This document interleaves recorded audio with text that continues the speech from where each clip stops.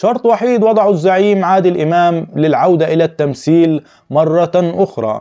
نفى رامي إمام اعتزال والده، مشيرا إلى أنه لم يجد حتى الآن مبررا للعودة إلى الفن بسبب تقديمه كل الأنماط والشخصيات تقريبا، ولم يعد هناك أي جديد يقدمه. في مفاجأة لجمهور ومحب الزعيم عادل إمام، فجر نجله المخرج رامي إمام مفاجأة بشأن إمكانية عودة والده إلى الشاشة والتمثيل مرة أخرى، مؤكدا أن هذا وارد جدا بشرط وهو وجود شخصية أو دور جديد عليه لم يسبق له تقديمه. ولفت أنه في حال وجود قصة جديدة وجميلة وشخصية لم يسبق للزعيم الظهور من خلالها فهو يرحب بالعودة فورا ومن دون أي تحفظ.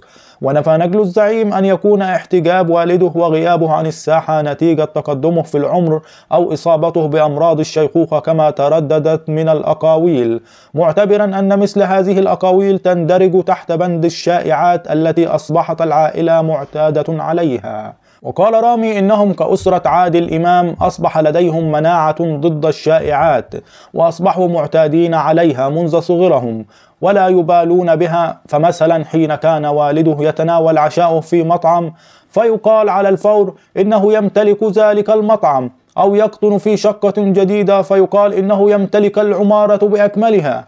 يذكر أنه أقيم يوم أمس الثلاثاء بمكتبة مصر العامة بقاعة الندوات ضمن فعاليات مهرجان الإبداع العربي ندوة عن الفنان الكبير عادل إمام بمناسبة مرور 60 عاما على مشواره السينمائي.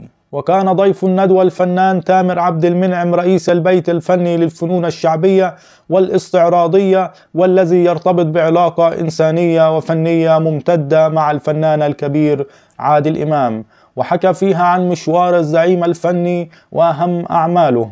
بس لحد هنا نكون وصلنا لنهاية الفيديو. ما تنساش تضغط لايك للفيديو واشتراك في القناة وتفعل زرار الإشعارات عشان يوصلك إشعار بفيديوهاتنا الجديدة. السلام عليكم.